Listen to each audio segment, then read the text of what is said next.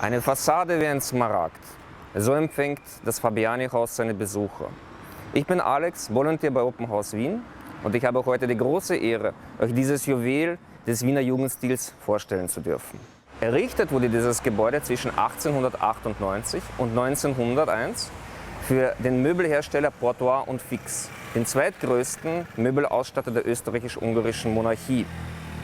Fabiani wählte hier ein radikal modernes Konzept, mit dem er selbst seinen Lehrmeister Otto Wagner und dessen Majolika-Haus in den Schatten stellen wollte.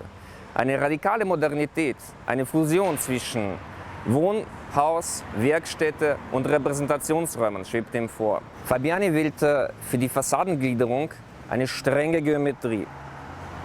Der untere Bereich, die Verkaufsräume, wurden, wie er sagte, durch schwedischen Granit nobilitiert, das heißt innerhalb der Fassade hervorgehoben.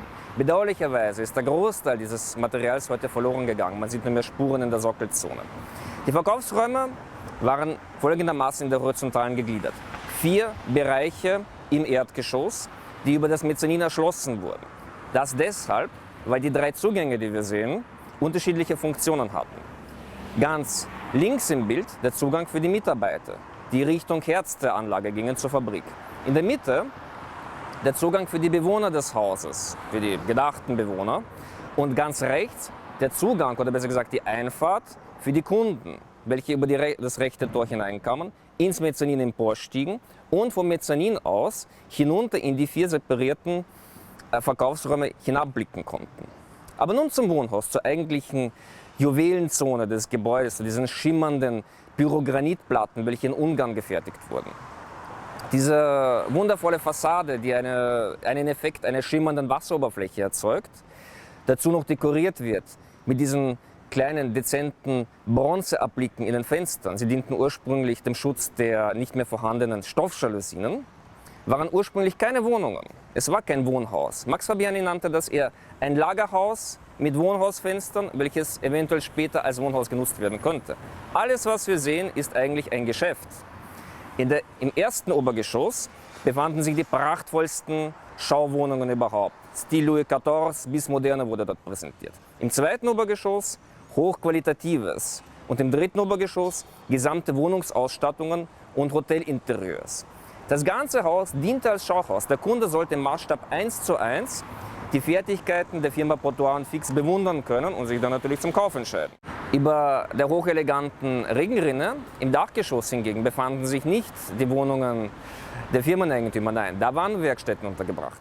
Also wenn ich ins Büro komme, schon zu dem Haus hinkomme, zu dem Fabiani-Haus, da fällt mir als erstes die Fassade auf und ich freue mich, dass ich in so einem bunten, farbenfrohen Haus von außen arbeiten darf.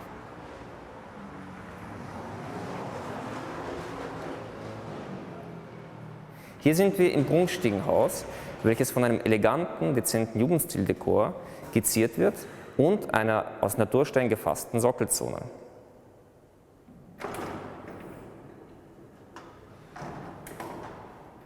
Ich finde es generell toll, in einem geschichtsträchtigen Haus zu arbeiten. Es freut mich umso mehr, wenn ich mit dem Lift hinauffahre, das doch ein sehr schöner alter Holzlift ist, und dann das Büro besteige. Dann als erster mache ich die schönen großen Holzfenster auf und lasse frische Luft hinein.